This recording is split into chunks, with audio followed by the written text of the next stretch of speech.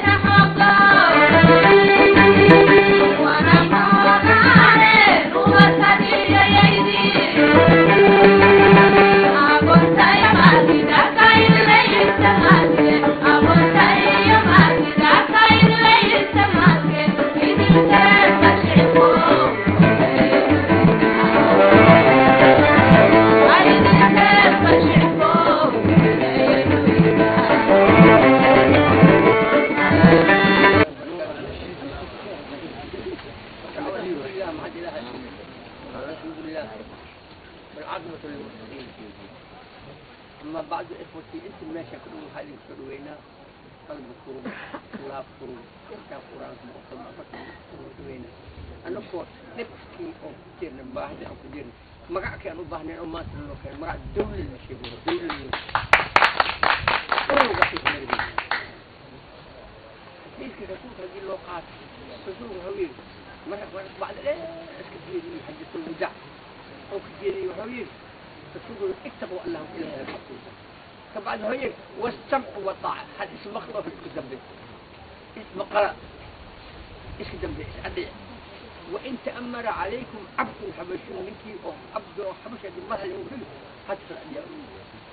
فكانت سوء هيك نمكن نول خلاف بدل أتدورهم فإنهم من يعيش منكم فسير اختلافا كثيرا مركات محمد فرزوه فعليكم بسنتي وسنة الخلفاء الراشدين هذا ما هذا شرفت اللي هو وإذا تقولين هذا الكائن ونقول مفرد هذا ما كتبت صومرن هذا أنت ما كشيء كيسر أنا واحد أيش عبد الرزاق حسين مو غسيل قرن علماء وقرن تتورو أحمدية سالمية أحمدية سالم رشيد تبكي وصومر وقرن وصومري هذا ما كشيء كيسر ما هذي وعبسني أنا هو هذه اللقطة وهناك عبسين اللي مبدر في لكن نبتدي بقى ما كنت حجران ما هي قال دولة كلها ما نرجع هذا شيء أبغى بديه كذا هذا شيء بديه كذا مركب خلي أو جلا لون نقو كل ما مش كملت هنا كل ما شيء جهاز والشيء كي لا الذكر لا مشكلة الذكر لا عليه بل ذكر سفر نوري ما دون الذكر الجيل كنوري والشقي كان هذه النيرة ما لو باحنا جواب التاسع الذكر بالذكر بديم ما لو باح هذا لو باح إيش أنا واحد حد بكابيله هذا مرفوع كشيء كندول هذا ما هي ما شقينا وقت ما فرق جدوان ما هي شقينا دين إلى شقينا دين تقول كعبة أشكال قبل ثم أشكال قبل رجب كبير أمنا دين عقيدة دين تبدل لين أكل تبدل عقيدتي أو فاسدة أرجو أو سلمانة ومدي وسكال بعدين صلوات يو شدة بالأسبوع كلهم كنا إلا ما أنا أصحاب الأمير مركب فرقت وهذا مر يوم الشباب وهذا مر حسين شمر واحد شمر هو كم كل ما يسمر قبيل كل يا سمر تبكي أسمر هذا ما في شيء هذا ولا شيء كذا أمس هو سألوجي هذا هاي اللي هاي اللي وبالله توفيق ولا هو بينها وحاجين مديرين سراكيش وحلقك سمك رئيس الوزراء انت المجيء وحنا نقرب فينا ساقولنا ان الشغال حق امنيه حق بالجديد ان اوكي ما تسالون والسلام عليكم وعليكم السلام ورحمه الله وبركاته واتح haddaba madaxweynaha jamhuuriyadda Soomaaliya mudane Sheekh Shariif Sheekh Ahmed ayaa khudbadii halka uu ka jeediyay oo dhinacyo badan taabanaysay waxay u dhaceysay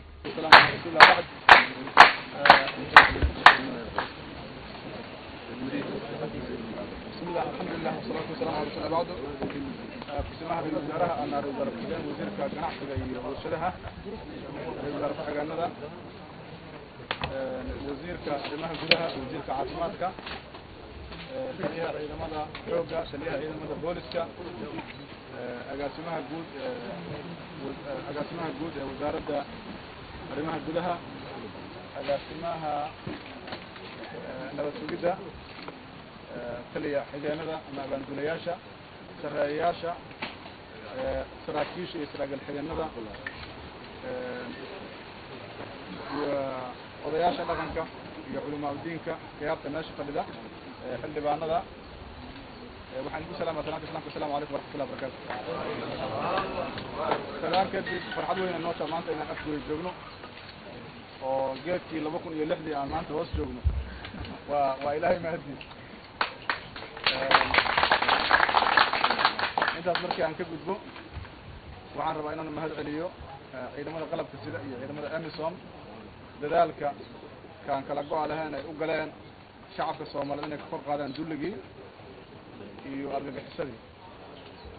waxaan rabaa inaan ugu hambaleeyo ciidamada qalabka sida ciidamada AMISOM guushaas sidaas oo kale ugu hambaleeyo ummadda Soomaaliyeed meel ay joogaan si gaar ah waxaan rabaa inaan ugu hambaleeyo dadweynaha degmada Afgooye iyo dadweynaha gobolka Shabeellada Hoose intaas markii aan ka gudbo inaan maanta idin la joogno farxad weyn inoo tahay waxaan ognahay inaad dhibaato badan ku qabteen joogitaanka alqaacida iyo jujuubkooda iyo cabsigelintooda iyo argagixintooda iyo dilkooda inaad ku qabteen dhibaato fara badan dawladduna intaas waxay ku jirtay dadaal sidii ay idinkaga dulqaadi lahayd sida aad wada ogtihiin waxaa abaabul loogu jiray qaranka Soomaaliyeed in dib loo soo nooleeyo mu'assasaadkii dawladda in la xoojiyo ciidamadii qalabka sida in la dhiso si awood loogu helo in shacabka Soomaaliyeed loogu adeego oo ay u helaan xurriyad iyo nabadgelyo falillahi alxamdu maanta qayb fara badan ayaa noo suura gashay kaliya ma aha magaalada Afgooye inay xoreysan tahay gobollo badan ayaa la xoreeyey oo ay ka socdaan qorayntu waxaan rajaynaynaa xilliga soo socda inaan ku guulaysan doono in dalka Soomaaliya dhammaantiis la xoreeyo waxaan rabaa inaan u mahadceliyo dadka Soomaaliyeed ee gacanta ka geystay hiil iyo hooba gacanta ka geystay inaan u mahadceliyo sidaas oo kale dadka saaxiibada ah ama ajaanibta ah ee gacanta ka geystay ee ama kharash ku bixiyey ama wiilashooda keenay ugu horeeyaan ciidamada AMISOM inaan uga mahadceliyo intaas markii aan ka gudbo dawlad marka la yiraahdo waa mas'uuliyad la wada leeyahay ومسؤولية شعبك هي دولة أو دحيس فأوبها إن لجواد الشقائق وحنا كنا واجسين إن باهي وقفتين نبتجليو إن باهي وقفتين إن هشين كلسوني إن باهي وقفتين إن هشين هرمر دولته وحيبلغ قادة سألنا عياده وحلا وحي كل عندنا رنتاس وكران كذا إن سنك جابدون أدين كنا وحنا نكرر دينا إن الجعان كبير دونتين وحنا شكل يجرين عشان كي يجري الشباب القاعدة بين الجبان فكر هاني أيديولوجي هان بين الجبان سيدا سوق لين الجبان عيدنا هان هذانا نفس مركز الجورعه ورفته مركز واحد هذا نوم وقنا ورفشه رفشنا وحاربنا أنا رسلقة ولا سجنه سيقولنا في بحان عدي كسر الله بنا يسفك كاس خلدان برشلة أوصل الله بنا يسا ومدة أوصل الله بنا يسا الدولة ده أصل الله بناس وكتنا نازلين سحمانتي هي عبس جرينتي ومدة صوماليات هي دين الإسلام كان الله استعمال سخل ضنا وأسود ويننا وحنا ويرنا ويلش اللي قبلها لما رنها بابيه والإسلام ما أقبله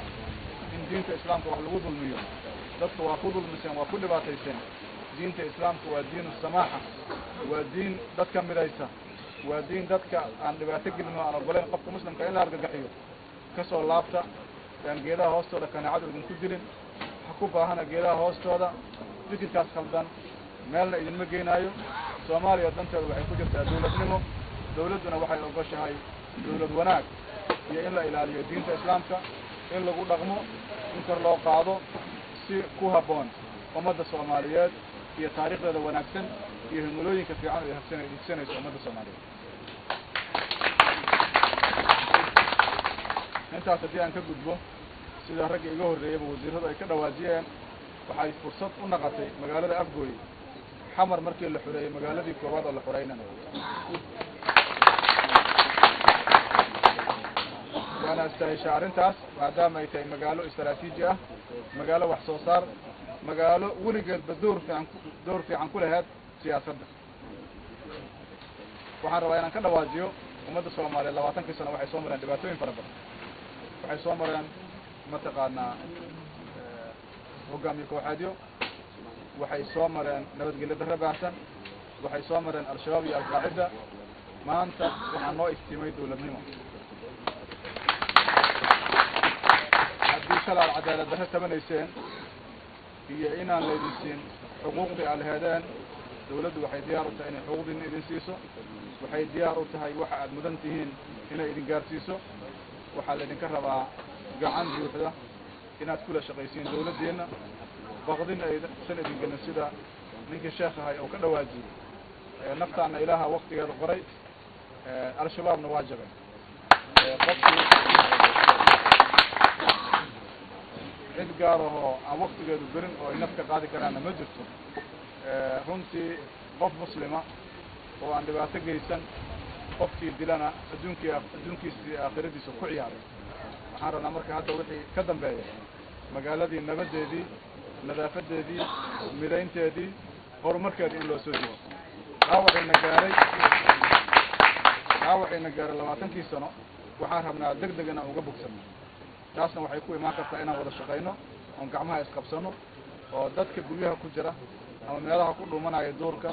ee nabadda ka soo horjeeda gacanta aad soo qabatiin aad iyo aad aan ugu faraxsanahay jenaraal guudle maanta inaan arko waxa ahaa ninka ugu horreeyo taliyaha ciidanka lufta aan u magacaabnay waxaa loogu magacaabana waxay ahayd kartidiisa iyo aqoontiisa laakiin mataqaanaa caafimaad darro darteeda yani waa adkaata arrintaas inuu qabto qiirada wanaagsan iyo qiimiga u hayo ciidamada qalabka sidana aad iyo aadaan uga mahad celinaynaa intaas markii aan ka gudbo waxaan rabaa inaan u sheego wiilasha mid dembi leh iyo mid aan dembi lahaynba in lasoo xiraa dhici karto ujeeddaduna ma aha in la dhibaataynaayo keliya waxa waaye in la hubiyo nabadda bulshada sida saraakiisha ciidamadu ay noo sheegeen dadka lasoo qabtay dadna tuhmaa ku jirta dadna waxaa lagu yani markhaati iyo caddaymaa jira marka waxaa lagu guda jiraa kala saaridii wax dhibaato ana intay xiran yihiin kuma dhici doonaan ilaahay idankiisa qofkii aan dembi lahayna waa la sii dayi doonaa laakiin annaga haddaan Soomaali nahay dadka in la xiro ma jeclo taasna maxay keentay in al-qaacida iyo al-shabaab ay fursad helaan marka intuu dadkii dhibaatay lahaa oo dhig muslim oo daadi lahay inaan ogolaano dadkii in mataqaanaa su-aala la weydiiyo waa lagama maarmaan marka aan ogolaano waa kala dambayntii waa dawladnimadii waa amnigii oo la ilaaliyo in qofkii la tuumo la yidhaah waxaa loo baahan yahay in su-aal lagu weydiiyo oo xorriyadaada la qaado ilaa waqti kooban haddii markaas ay caddaato inuusan dembi lahaynna la sii daayo hadduu dembi leeyahayna sharciga la mariyo intaas markii aan ka gudbo waxaan rabaa ciidamada qalabka sida waxay soo mareen maraaxil kala duwan waxaa la socotiin xilligii dawladdan oo jirtay waxaa lagu bixiyay dadaal fara badan maantana waxay soo gaareen meel fiican magaalada afgooy oo la qabta maanta inaan la sheegi karin qof la dhacay iyo qof la dhibaateeyey ilaaha ku mahadsan ina waa uga mahadcelinaynaa ciidamada qalabka sida iyo saraakiishooda arrintaasuna waxay ku timid dadaal iyo xilkasnimo iyo ciidanka laftigooda maanta inay garteen waajibaadka saaran iyo waxa laga filaayo inay garteen maanta inay waxay u adeegayaan shacabka Soomaaliyeed inay yihiin aan marna laga filaynin inay dhibaato sameeyaan waxaan shaki ku jirin ciidan cid khalad sameeya lama waayo لكن مهمته waxay tahay cidii qalka samaysan inay saraakiisha u diyaarsan yihiin maxkamadda qalabka sida in maxkamadda la geeyo waayii hore waqti dheer ay qaadan jirtay hadda kadib waxay ahaan doontaa maadaama ciidanku la rabo hore inuu u sii socdo dambiga meesha uu ku gala askariga in maxkamadda lagu saaro laguna fuliyo oo aan xabsi la aadin sidaas ay ahaan doontaa sababtuna waxa waaye inaan ilaalino amniga shacabkeena iyo karaamadiisa inaan ilaalino karaamada ciidanka iyo sumcadiisa inaan ilaalino ayaa laga maarmaan taas ayaana hubaa inay mataqaanaa ciidanka u noqon doonto wanaagga iyo horumarka maanta ay ku tilaabsadeen in la ilaaliyo taas ayay ku imaan kartaa ree afgooye mar kale aad iyo aad u mahadsan tihiin degmada afgooye waxaa lagu guulaystay in la dhisto degmadii guddoomiyihii la magacaabo gudoomiye ku-xigeenka waxaan umalaynaa hore uu joogay oo waa mahdi ciidanka amisom baa la socda mudane waa u mahad celinaynaa yani shaqada fiican oo qabtay ujeedadu ma aha in mataqaanaa loo begi waayey laakiin waxaan rabnaa wixii inay buuxaan oo guddoomiyihii oo joogo gudoomiye ku-xigeenka oo joogo mas-uuliyiinta kalena ay joogaan wasaaradda arrimaha gudahaan u daynaynaa inay soo dhamaystirto shaqooyinka kale haddii aad tabasho qabtiin wasaaradda u gudbiya dawladda oo dhanna waxay diyaar idin tahay wixii ku saabsan maamulka oo aad wax ka qabtiin inaad sheegatiin waxaan idinka filayno waa wada shaqayn waxa loo shaqaynayana waa adinka waxa loo shaqaynaya waa dadka ummadda Soomaaliyeed waxa loo shaqaynaya waa dawladnimada Soomaaliya waxaan waa inaan ugu baaqo meel ay joogaan ayagana inay garab siiyaan gacan siiyaan dawladnimada maanta waa soo Allahu akbar Allahu akbar wadadalina wadadalina wadadalina wadadalina halkayagalisayna dafacayna waxaa laga filayo ummadda Soomaaliyeed inay qarannimadeeda dhisato qurbo iyo qaxooti iyo dhibaato waa laga soo dalbay waxaan nagala rabaa inaan u soo jeesano dawladnimadeena iyo qarannimadeena gacmaha isqabsano qabyaalad meel iska dhigno waxaan ugu filan oo laga dhirgi karaa waa dawladnimo taas inaan gacanta mataqaanaa aan gacan ka wada geysano degmada ama gobolka aan dhaho shabeellada hoosena maadaama lagu socdo xureyntiisii waxaan ka filaynaa dadka gobolka inay gacan siiyaan ciidamada qalabka sida iyo saraakiisha ciidamada intee baan sugayno shaun ka dhowre alla magane maantay sida rabay ahaatee intee baan sugayno shaun ka dhowre alla magane maantay sida rabay ahaatee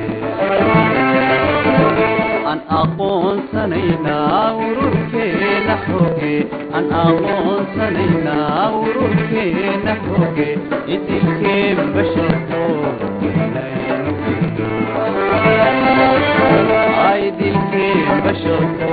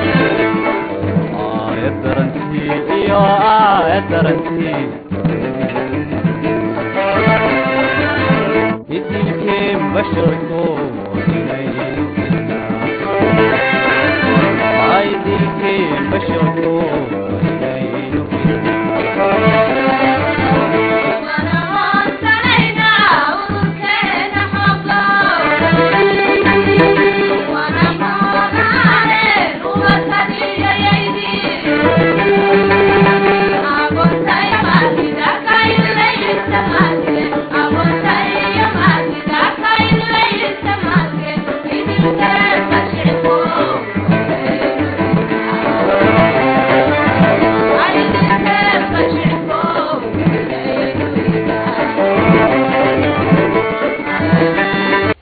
waa tahda wadayaal guud ahaan barnaamijka xogta wareysiga oo si gaara saacadan aan ugu eegeynay khudbadii madaxweynaha jamhuuriyadda Soomaaliya mudane Sheekh Shariif Sheekh Axmed maanta uu ka jeediyay gobolka Shabeellaha Hoose inta aynu ku soo gabagabeynaa inta dib u kulmi doona barnaamijkan xiga sida ay nabadgelyo